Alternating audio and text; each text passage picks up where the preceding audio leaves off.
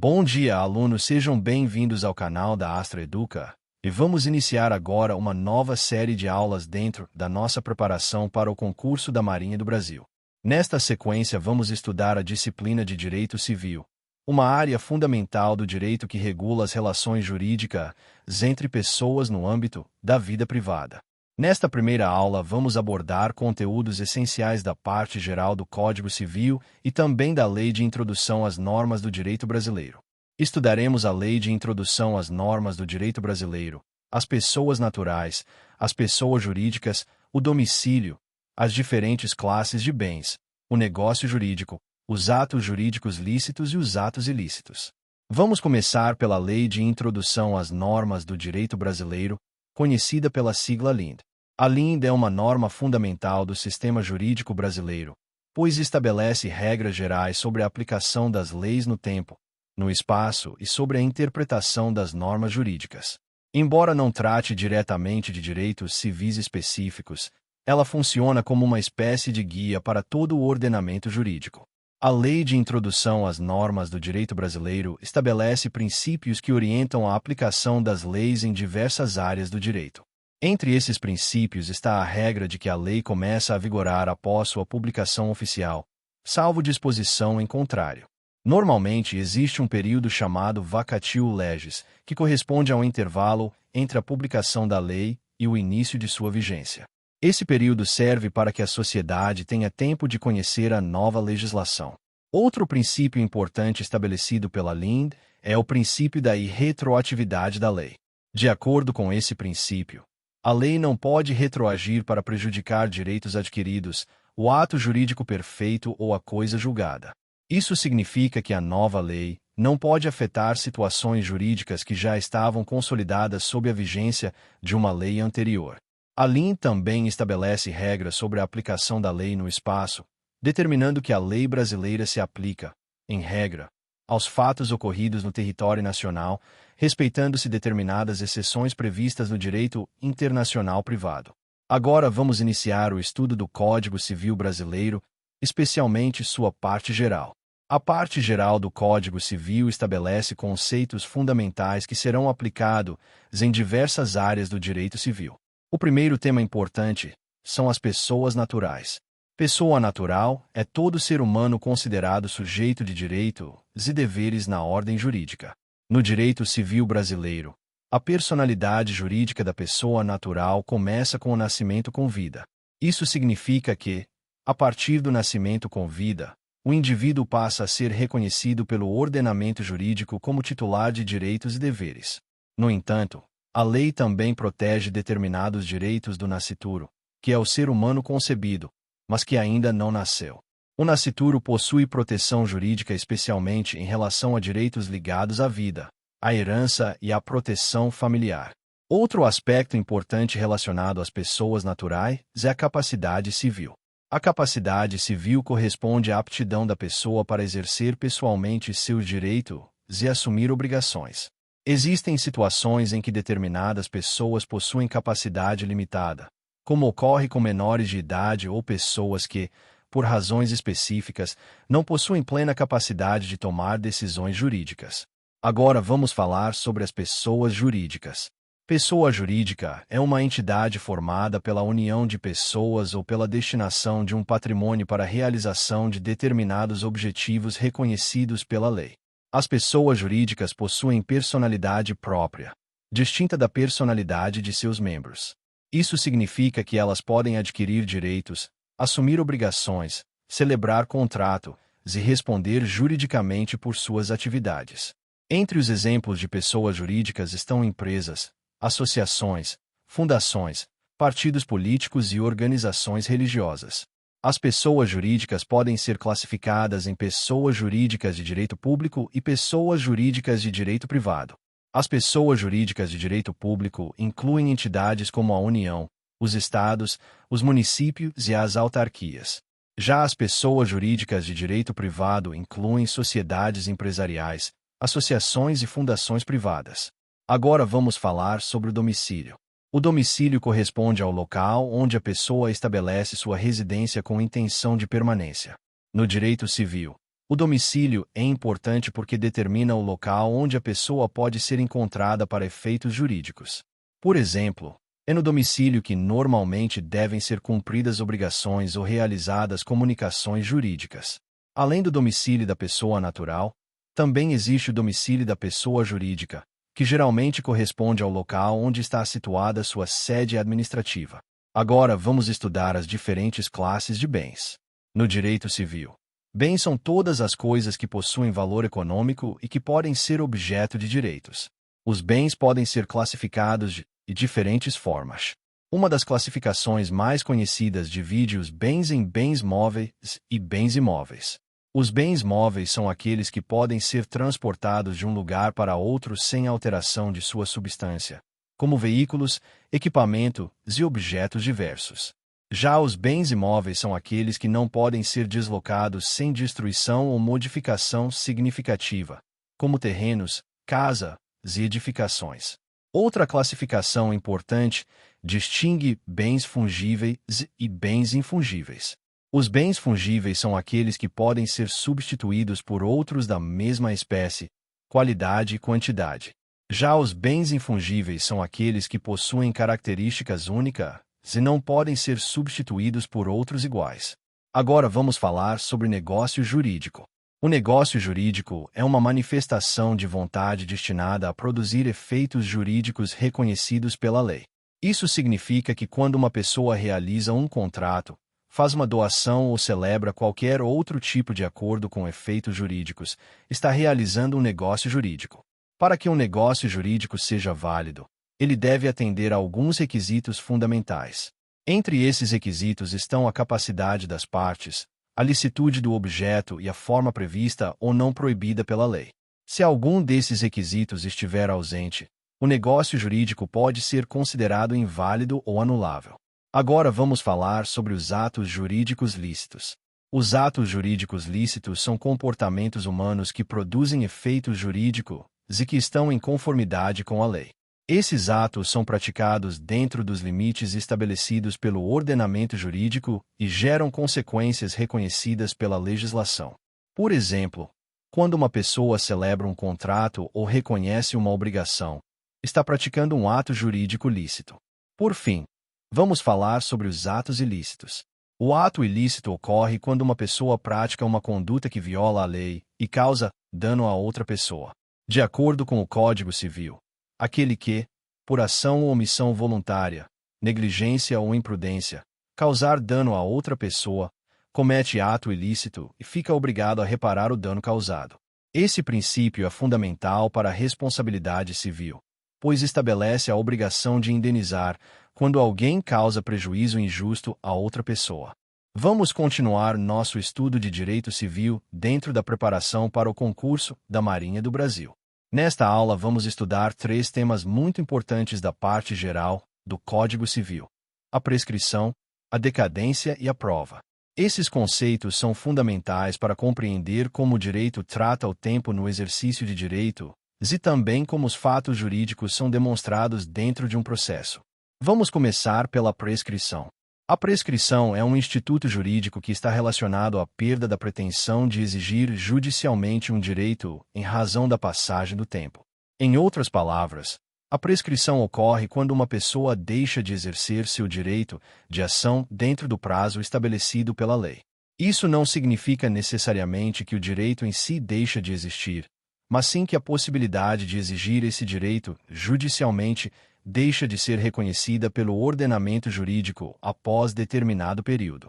O objetivo da prescrição é garantir segurança jurídica e estabilidade nas relações sociais. O direito não pode permitir que conflitos permaneçam indefinidamente abertos, pois isso geraria incerteza nas relações entre as pessoas. Por esse motivo, a legislação estabelece prazos específicos para que os titulares de direitos possam exercer suas pretensões perante o Poder Judiciário. O Código Civil brasileiro estabelece diversos prazos prescricionais para diferentes tipos de pretensões.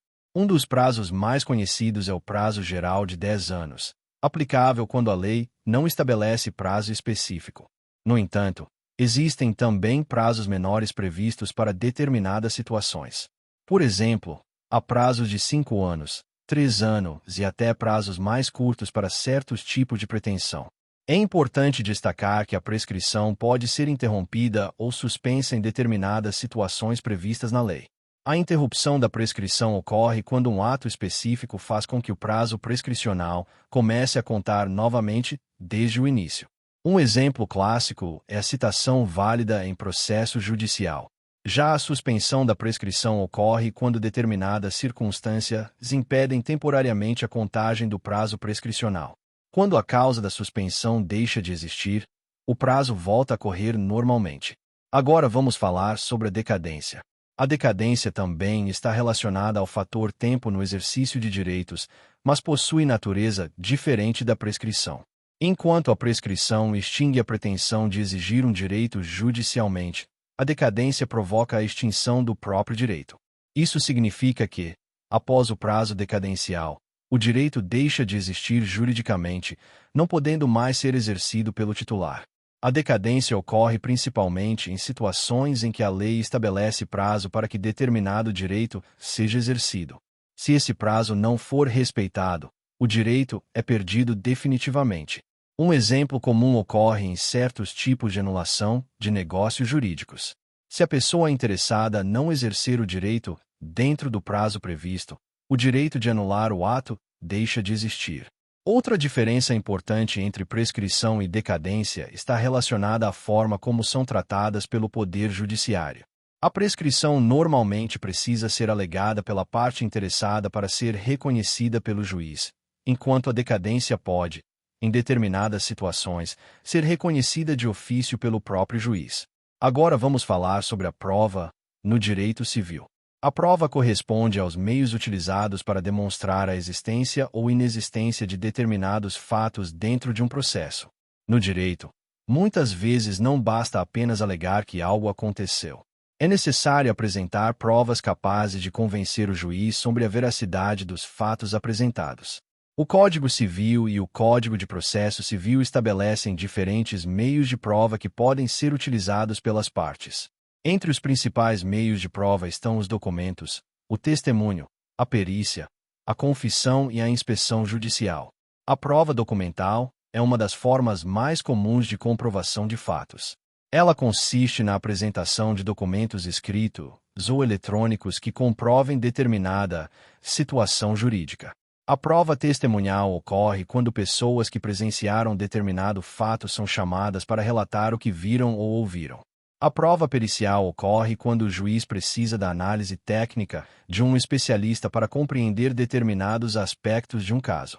Isso pode ocorrer, por exemplo, em casos que envolvem avaliações técnicas ou científicas. A confissão ocorre quando uma das partes admite a veracidade de determinado fato que lhe é desfavorável. Já a inspeção judicial ocorre quando o próprio juiz examina diretamente pessoas, objetos ou lugares relevantes para o processo. No direito civil também existe o princípio do ônus da prova.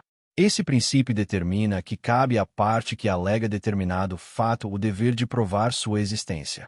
Em outras palavras, quem afirma um fato precisa apresentar provas que sustentem essa afirmação. Esse princípio é fundamental para garantir equilíbrio entre as partes e para permitir que o juiz tome decisões baseadas em elementos concretos apresentados no processo. Vamos abordar as modalidades das obrigações, a transmissão das obrigações, o adimplemento e a extinção das obrigações, o inadimplemento das obrigações, os contratos em geral, suas disposições gerais e também a extinção dos contratos. Para começar, precisamos entender o que é uma obrigação no direito civil. A obrigação é uma relação jurídica em que uma pessoa, chamada de devedor, tem o dever de cumprir uma prestação em favor de outra pessoa, chamada de credor. Essa prestação pode consistir em dar alguma coisa, fazer alguma atividade ou deixar de fazer determinada conduta. O direito das obrigações é um dos pilares do direito civil, pois regula grande parte das relações econômicas e sociais entre as pessoas. Agora vamos falar sobre as modalidades das obrigações. As obrigações podem assumir diferentes formas dependendo da natureza da prestação ou da forma como estão estruturadas. Uma das modalidades é a obrigação de dar. Nessa modalidade, o devedor se compromete a entregar um bem ao credor. Esse bem pode ser determinado ou indeterminado, dependendo do caso. Outra modalidade é a obrigação de fazer. Nesse caso, o devedor se compromete a realizar determinada atividade ou prestar um serviço específico. Também existe a obrigação de não fazer. Nessa modalidade, o devedor assume o compromisso de se abster de realizar determinada conduta. As obrigações também podem ser classificadas de outras formas, como obrigações alternativas, obrigações divisíveis ou indivisíveis e obrigações solidárias. Nas obrigações alternativas, existem duas ou mais prestações possíveis, e o cumprimento de uma delas libera o devedor da obrigação. Já nas obrigações solidárias, pode existir mais de um devedor ou mais de um credor, e cada um pode ser responsável pelo cumprimento integral da obrigação, dependendo da situação. Agora vamos falar sobre a transmissão das obrigações. A transmissão das obrigações ocorre quando a posição jurídica de credor ou devedor é transferida para outra pessoa. Essa transmissão pode ocorrer por meio de diferentes mecanismos previstos no direito civil. Um exemplo é a cessão de crédito. Na cessão de crédito, o credor transfere-se o direito de receber determinada prestação para outra pessoa. Outro exemplo é a assunção de dívida. Nesse caso, um terceiro assume a posição de devedor na obrigação originalmente existente. Esses mecanismos permitem que as relações obrigacionais sejam modificadas ao longo do tempo, sem que seja necessário criar uma nova obrigação completamente diferente. Agora vamos falar sobre o adimplemento e a extinção das obrigações. O adimplemento corresponde ao cumprimento da obrigação pelo devedor. Quando o devedor realiza a prestação exatamente como foi estabelecida na obrigação, ocorre o adimplemento e a obrigação é extinta. O pagamento é a forma mais comum de adimplemento das obrigações. No entanto, o pagamento não se limita apenas à entrega de dinheiro. Ele pode envolver qualquer tipo de prestação prevista na obrigação. Existem também outras formas de extinção das obrigações além do pagamento. Entre essas formas estão a compensação, quando duas pessoas são ao mesmo tempo credoras e devedoras uma da outra. A novação, que ocorre quando uma nova obrigação substitui a anterior, e a remissão, que ocorre quando o credor perdoa a dívida do devedor. Agora vamos falar sobre o inadimplemento das obrigações. O inadimplemento ocorre quando o devedor não cumpre a obrigação da forma estabelecida. Isso pode ocorrer quando a obrigação não é cumprida dentro do prazo previsto, quando é cumprida de forma incompleta ou quando não é cumprida de maneira adequada. Quando ocorre o inadimplemento, o devedor pode ser responsabilizado pelos prejuízos causados ao credor. Essa responsabilidade pode envolver o pagamento de indenização por perdas e danos, além de juros e outras penalidades previstas na legislação ou no próprio contrato. Agora vamos falar sobre os contratos em geral. O contrato é um acordo de vontades entre duas ou mais pessoas destinado a criar, modificar ou extinguir direitos e obrigações. Os contratos são instrumentos fundamentais para a organização das relações econômicas e sociais, pois permitem que as pessoas estabeleçam regras para suas relações jurídicas. O direito civil estabelece diversos princípios que orientam a formação e a execução dos contratos. Entre esses princípios estão a autonomia da vontade, que reconhece a liberdade das partes para celebrar contratos, e a função social do contrato, que determina que os contratos devem respeitar os interesses da sociedade. Outro princípio importante é o da boa-fé objetiva, que exige comportamento honesto, leal e cooperativo entre as partes durante todas as fases do contrato. Agora vamos falar sobre as disposições gerais dos contratos. Para que um contrato seja válido, ele deve atender a determinados requisitos previstos no direito civil. Entre esses requisitos estão a capacidade das partes, a licitude do objeto e a forma permitida pela legislação. Os contratos também devem respeitar limites estabelecidos pela lei, especialmente quando envolvem proteção ao consumidor, direitos fundamentais ou interesse público. Por fim, vamos falar sobre a extinção do contrato. Um contrato pode ser encerrado por diferentes motivos. A forma mais comum de extinção é o cumprimento das obrigações estabelecidas no contrato. Quando todas as prestações previstas são realizadas, o contrato se encerra naturalmente. No entanto, o contrato também pode ser extinto por outras razões, como acordo entre as partes, rescisão por descumprimento contratual ou impossibilidade de execução da obrigação. Quando uma das partes descumpre suas obrigações contratuais, a outra parte pode solicitar a resolução do contrato e, eventualmente, exigir reparação pelos prejuízos causados. Portanto, compreender o funcionamento das obrigações e dos contratos é fundamental para entender como o direito civil organiza as relações jurídicas entre as pessoas e como essas relações produzem efeitos na vida social e econômica. Vamos abordar a responsabilidade civil, a obrigação de indenizar, a indenização, o direito das coisas, a posse, os direitos reais, a propriedade, além de temas do direito de família como casamento, as relações de parentesco, o direito patrimonial da família, a união estável, a tutela, a curatela e a tomada de decisão apoiada. Vamos começar pela responsabilidade civil. A responsabilidade civil é um instituto jurídico que trata da obrigação de reparar danos causados a outra pessoa. De forma geral, quando alguém causa prejuízo a outra pessoa, seja por ação ou por omissão, surge o dever jurídico de reparar esse dano. No direito civil brasileiro, a responsabilidade civil está diretamente ligada ao conceito de ato ilícito. O ato ilícito ocorre quando uma pessoa pratica uma conduta contrária ao direito e causa prejuízo a outra pessoa. Para que exista responsabilidade civil, normalmente são necessários alguns elementos fundamentais. O primeiro elemento é a conduta, que pode ser uma ação ou uma omissão. O segundo elemento é o dano, ou seja, o prejuízo efetivamente sofrido pela vítima. O terceiro elemento é o nexo de causalidade, que corresponde à relação entre a conduta do agente e o dano causado. Em muitos casos também se analisa o elemento da culpa, que pode ocorrer na forma de negligência, imprudência ou imperícia.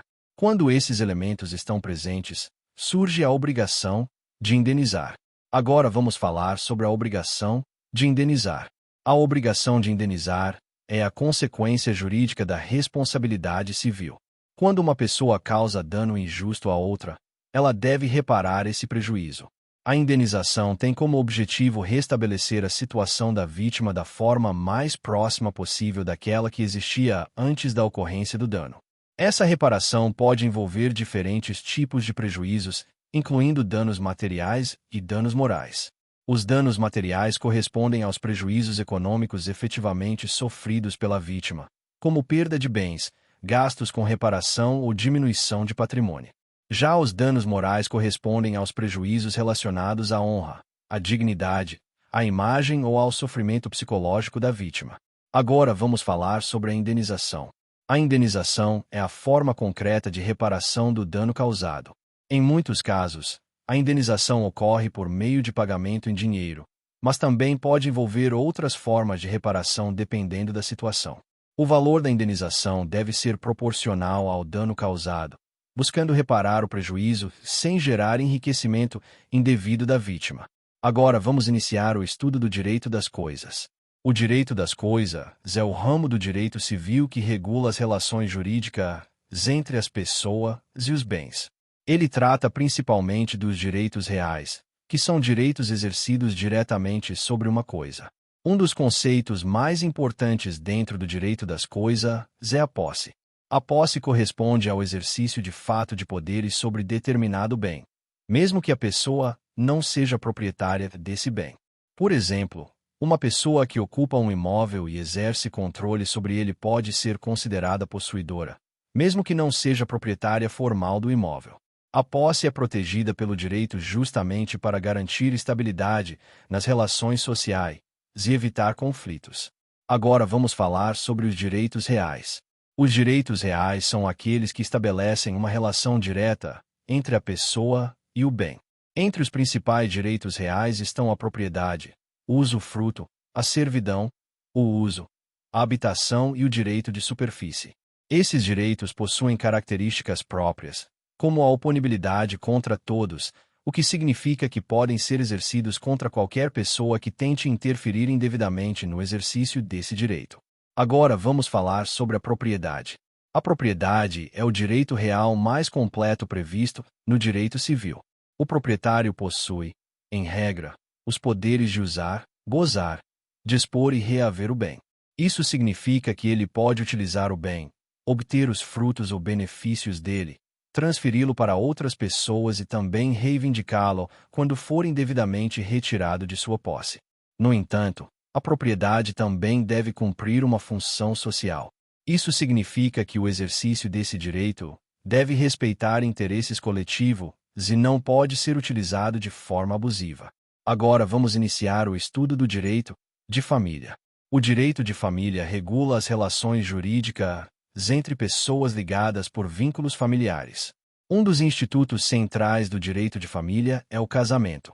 O casamento é uma união formal entre duas pessoas que estabelece direitos e deveres recíprocos entre os cônjuges. Entre esses deveres estão a fidelidade, a assistência mútua, o respeito e a cooperação. O casamento também produz efeitos patrimoniais e pode envolver diferentes regimes de bens, como comunhão parcial, comunhão universal ou separação de bens. Agora vamos falar sobre as relações de parentesco. O parentesco corresponde ao vínculo jurídico que liga pessoas pertencentes à mesma família. Esse vínculo pode ocorrer por consanguinidade, quando existe relação biológica entre as pessoas, ou por afinidade, quando surge em razão do casamento ou da união estável. O parentesco é importante para diversas questões jurídicas, como direitos sucessórios, deveres de assistência familiar e impedimentos para casamento. Agora vamos falar sobre o direito patrimonial da família. Esse ramo do direito de família trata das relações econômicas entre os membros da família.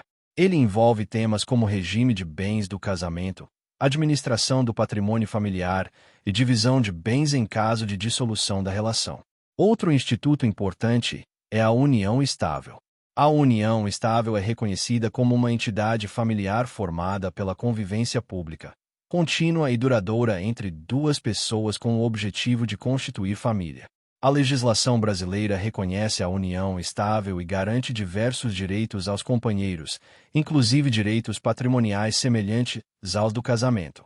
Agora vamos falar sobre a tutela. A tutela é um instituto jurídico destinado à proteção de menores que não possuem pais ou responsáveis legais capazes de exercer o poder familiar. Nesse caso, o juiz nomeia um tutor que passa a ser responsável pela proteção e administração dos interesses do menor. Outro instituto importante é a curatela. A curatela é aplicada a pessoas maiores de idade que, por razões específicas, não possuem plena capacidade para administrar sua própria vida ou seu patrimônio. Nessas situações, o juiz nomeia um curador que passa a auxiliar ou representar a pessoa nas decisões jurídicas necessárias. Por fim, vamos falar sobre a tomada de decisão apoiada. Esse instituto foi introduzido recentemente no direito brasileiro e representa uma alternativa mais moderna e menos restritiva à curatela. Na tomada de decisão apoiada, a pessoa com deficiência mantém sua capacidade civil, mas recebe apoio de pessoas de sua confiança para auxiliá-la na tomada de decisões importantes. Esse modelo busca garantir maior autonomia e inclusão das pessoas com deficiência dentro da sociedade. Portanto, compreender os institutos da responsabilidade civil, do direito das coisas e do direito de família é fundamental para entender como o direito civil organiza a vida em sociedade, regulando as relações entre pessoas, bens e famílias. Agora vamos abordar a sucessão em geral, a sucessão legítima, a sucessão testamentária, além do inventário e da partilha.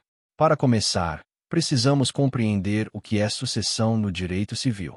A sucessão corresponde à transferência do patrimônio de uma pessoa falecida para seus herdeiros ou sucessores. Em outras palavras, quando uma pessoa morre, seus bens, direitos e também determinadas obrigações são transmitidos aos seus herdeiros. Esse conjunto de bens, direitos e obrigações deixados pelo falecido é chamado de herança. No direito brasileiro, a sucessão ocorre no momento da morte do titular do patrimônio. Esse momento é conhecido como abertura da sucessão. A partir da abertura da sucessão, os herdeiros passam a ter direito à herança. O direito das sucessões tem como objetivo garantir a continuidade das relações patrimoniais após a morte de uma pessoa, organizando a transferência dos bens de forma jurídica e ordenada. Agora vamos falar sobre a sucessão em geral. A sucessão pode ocorrer de duas formas principais: sucessão legítima ou sucessão testamentária. A sucessão legítima ocorre quando a transmissão da herança é determinada diretamente pela lei. Nesse caso, a legislação estabelece quem são os herdeiros e qual a ordem de prioridade entre eles. Já a sucessão testamentária ocorre quando a pessoa falecida deixa um testamento estabelecendo como deseja que seu patrimônio seja distribuído após sua morte. Agora vamos falar sobre a sucessão legítima. A sucessão legítima ocorre quando não existe testamento ou quando o testamento não abrange todos os bens do falecido. Nesse tipo de sucessão, a lei estabelece uma ordem de vocação hereditária, que define quem são os herdeiros que têm direito à herança. De acordo com o Código Civil Brasileiro, a ordem de sucessão começa pelos descendentes, que são os filhos, netos e demais descendentes do falecido. Na ausência de descendentes, a herança é destinada aos ascendentes, como pais e avós. Caso também não existam ascendentes, a herança pode ser destinada ao cônjuge sobrevivente.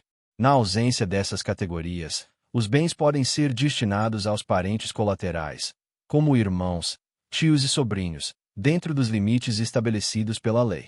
Essa ordem busca preservar os vínculos familiares mais próximos na transmissão do patrimônio. Agora vamos falar sobre a sucessão testamentária. A sucessão testamentária ocorre quando a pessoa deixa um testamento expressando sua vontade sobre a distribuição de seus bens após sua morte. O testamento é um ato jurídico unilateral, pessoal e revogável por meio do qual uma pessoa manifesta sua vontade sobre a destinação de seu patrimônio. No entanto, o direito brasileiro estabelece limites para a liberdade de testar. Parte do patrimônio do falecido é reservada obrigatoriamente para determinados herdeiros chamados herdeiros necessários. Os herdeiros necessários incluem descendentes, ascendentes e o cônjuge. A parte da herança que obrigatoriamente pertence a esses herdeiros é chamada de legítima. O testador pode dispor livremente apenas da parte restante de seu patrimônio, chamada de parte disponível. Agora vamos falar sobre o inventário. O inventário é o procedimento jurídico utilizado para identificar, avaliar e formalizar a transmissão dos bens deixados pela pessoa falecida. Durante o inventário, são levantados todos os bens, direitos e dívidas do falecido, formando o chamado espólio. O espólio corresponde ao conjunto patrimonial que será administrado até que ocorra a divisão definitiva entre os herdeiros. O inventário pode ocorrer de duas formas principais. Ele pode ser judicial, quando é realizado perante o Poder Judiciário, ou pode ser extrajudicial, quando é realizado em cartório, desde que todos os herdeiros estejam de acordo e não existam herdeiros menores ou incapazes. O inventário é fundamental para garantir que a transmissão da herança ocorra de forma legal e organizada. Por fim, vamos falar sobre a partilha. A partilha é a etapa final do processo sucessório. É nesse momento que os bens do espólio são divididos entre os herdeiros de acordo com as regras estabelecidas pela lei ou pelo testamento. A partilha define qual parte do patrimônio caberá a cada herdeiro, encerrando o processo de transmissão da herança. Após a partilha, cada herdeiro passa a ter domínio individual sobre os bens que lhe foram atribuídos. Portanto, o direito das sucessões tem como finalidade organizar juridicamente a transferência do patrimônio após a morte de uma pessoa, garantindo segurança jurídica e respeito às relações familiares e patrimoniais. Compreender os conceitos de sucessão, sucessão legítima, sucessão testamentária, inventário e partilha é fundamental para entender como o direito civil trata a continuidade das relações patrimoniais entre as gerações. Vamos abordar o Estatuto da Criança e do Adolescente, o Estatuto do Idoso e também os direitos das pessoas com deficiência, incluindo os princípios de inclusão, direitos e garantias legais e constitucionais. Vamos começar pelo Estatuto da Criança e do Adolescente, conhecido pela sigla ECA. O Estatuto da Criança e do Adolescente está previsto na Lei nº 8.069 de 1990 e representa um dos principais instrumentos jurídicos de proteção dos direitos da infância e da juventude no Brasil. O ECA foi criado com base nos princípios estabelecidos pela Constituição Federal de 1988 e pela Convenção Internacional sobre os Direitos da Criança. O Estatuto estabelece que crianças e adolescentes são sujeitos de direito e merecem proteção integral do Estado, da família e da sociedade. De acordo com o Estatuto da Criança e do Adolescente, considera-se criança a pessoa com até 12 anos de idade incompleto, e adolescente a pessoa entre 12 e 18 anos de idade. O princípio da proteção integral é um dos fundamentos do Estatuto. Esse princípio estabelece que crianças e adolescentes devem receber prioridade absoluta na formulação e execução de políticas públicas, garantindo seu desenvolvimento físico, psicológico, moral e social.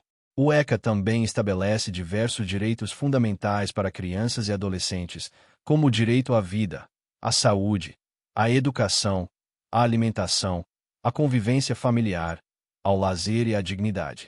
Outro aspecto importante do Estatuto é a responsabilidade compartilhada pela proteção da criança e do adolescente.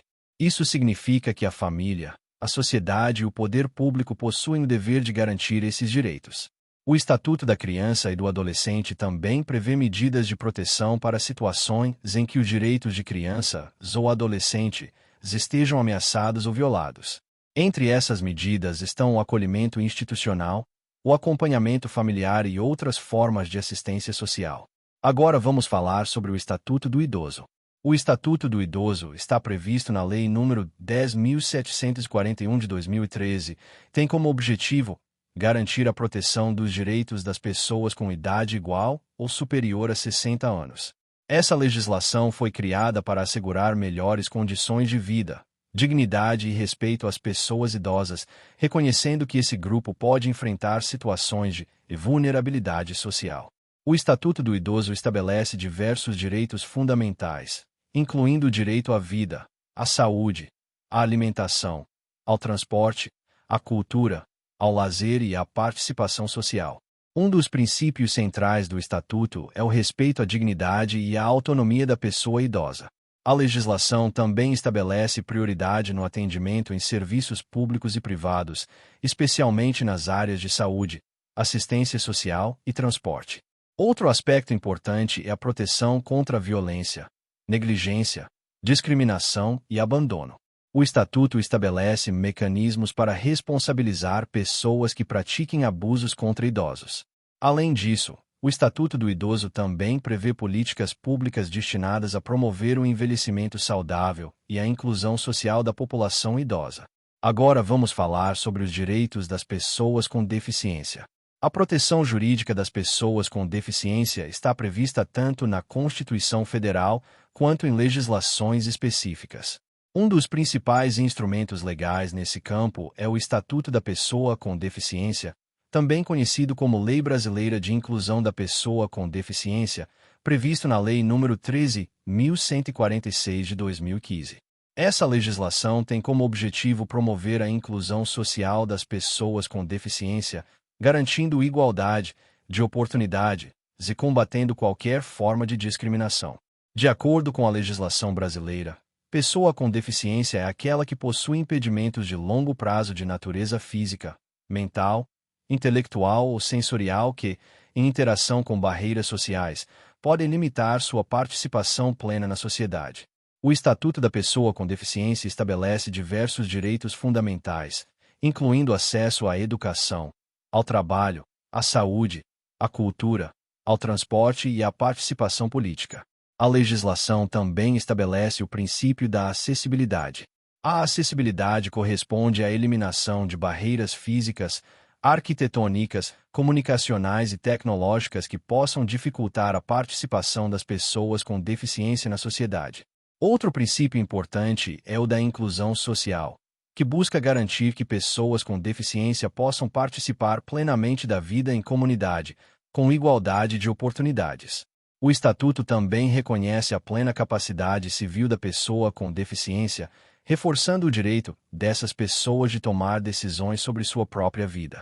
Nesse contexto, a legislação também introduziu o Instituto da Tomada de Decisão Apoiada, que permite que a pessoa com deficiência receba auxílio de pessoas de sua confiança para tomar decisões importantes, sem perder sua autonomia. A Constituição Federal também estabelece que é dever do Estado promover políticas públicas destinadas à inclusão e à proteção das pessoas com deficiência. Portanto, compreender o Estatuto da Criança e do Adolescente O Estatuto do Idoso e os direitos das pessoas com deficiência é fundamental para entender como o ordenamento jurídico brasileiro busca proteger grupos que possuem maior vulnerabilidade social. Essas legislações refletem o compromisso do Estado brasileiro com a promoção da dignidade humana, da igualdade e da inclusão social. Vamos abordar um tema muito importante para a compreensão da aplicação do direito no Brasil e que também aparece com frequência em concursos públicos: as súmulas vinculantes, as súmulas e os informativos do Supremo Tribunal Federal e do Superior Tribunal de Justiça. Para começar, é importante entender o papel dos tribunais superiores dentro do sistema jurídico brasileiro. O Supremo Tribunal Federal, conhecido como STF, é o órgão máximo do Poder Judiciário e possui a função principal de guardar a Constituição Federal. Isso significa que cabe ao STF interpretar a Constituição e decidir questões relacionadas à constitucionalidade das leis e atos normativos. Já o Superior Tribunal de Justiça, conhecido como STJ, é responsável por uniformizar a interpretação das leis federais em todo o território nacional. O STJ analisa questões relacionadas à aplicação da legislação infraconstitucional, ou seja, normas que não tratam diretamente da Constituição. As decisões desses tribunais possuem grande influência no sistema jurídico brasileiro. Para organizar e consolidar seus entendimentos sobre determinados temas, os tribunais utilizam instrumentos chamados súmulas vinculantes e informativos de jurisprudência. Vamos começar pelas súmulas. As súmulas são enunciados que resumem o entendimento consolidado de um tribunal sobre determinado assunto jurídico. Elas surgem quando um tribunal decide repetidamente vários casos semelhantes e passa a adotar uma interpretação estável sobre determinado tema. O objetivo das súmulas é facilitar a aplicação do direito, promover maior segurança jurídica e orientar magistrados e operadores do direito sobre o entendimento predominante dos tribunais. As súmulas podem ser elaboradas por diferentes tribunais, incluindo o Supremo Tribunal Federal, o Superior Tribunal de Justiça e outros tribunais superiores.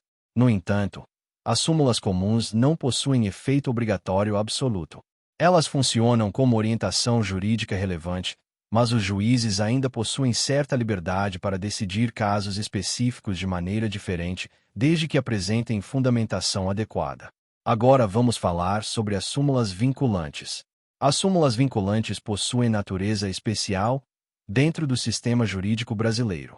Elas foram criadas por meio da Emenda Constitucional número 45 de 2004, conhecida como Reforma do Judiciário. As súmulas vinculantes são editadas exclusivamente pelo Supremo Tribunal Federal e possuem força obrigatória para todo o Poder Judiciário e também para a administração pública direta e indireta, em todas as esferas de governo. Isso significa que juízes, tribunais e órgãos da administração pública devem obrigatoriamente seguir o entendimento estabelecido nas súmulas vinculantes. O objetivo desse instrumento é evitar decisões judiciais contraditórias sobre temas já pacificados pelo Supremo Tribunal Federal e reduzir a quantidade de processos repetitivos no sistema judicial. Caso algum órgão público ou tribunal descumpra uma súmula vinculante, a parte interessada pode apresentar uma reclamação ao Supremo Tribunal Federal para garantir a aplicação correta desse entendimento. Agora vamos falar sobre os informativos do Supremo Tribunal Federal e do Superior Tribunal de Justiça. Os informativos são publicações periódicas elaboradas pelos tribunais superiores que apresentam resumos das decisões mais relevantes proferidas por essas cortes. Esses informativos têm como objetivo divulgar os principais entendimentos jurisprudenciais adotados pelos tribunais em temas importantes do direito. Embora os informativos não possuam força normativa ou caráter obrigatório, eles possuem grande importância para estudantes, profissionais do direito e candidatos a concursos públicos. Isso ocorre porque os informativos permitem acompanhar a evolução da jurisprudência dos tribunais superiores e compreender quais interpretações jurídicas estão sendo adotadas nas decisões mais recentes. Em muitas provas de concursos públicos, especialmente nas áreas jurídicas, é comum a cobrança de entendimentos recentes divulgados nos informativos do STF e do STJ. Portanto, podemos resumir da seguinte forma: As súmulas representam entendimentos consolidados dos tribunais sobre determinados temas jurídicos. As súmulas vinculantes possuem força obrigatória e devem ser seguidas por todo o sistema jurídico. E os informativos divulgam as decisões mais relevantes dos tribunais superiores, contribuindo para a atualização e uniformização da interpretação do direito. Com isso, encerramos nosso intensivão sobre direito civil dentro da preparação para o concurso da Marinha do Brasil. Ao longo dessas aulas, estudamos os principais temas do Código Civil e de legislações complementares importantes para a prova. Agora seguimos para a próxima etapa da nossa preparação. Na próxima série de vídeos, iniciaremos o estudo de uma nova disciplina do edital. Continuem acompanhando o canal Astra Educa. Mantenham a constância nos estudos e sigam firmes na caminhada rumo à aprovação no concurso da Marinha do Brasil. Nos vemos na próxima aula.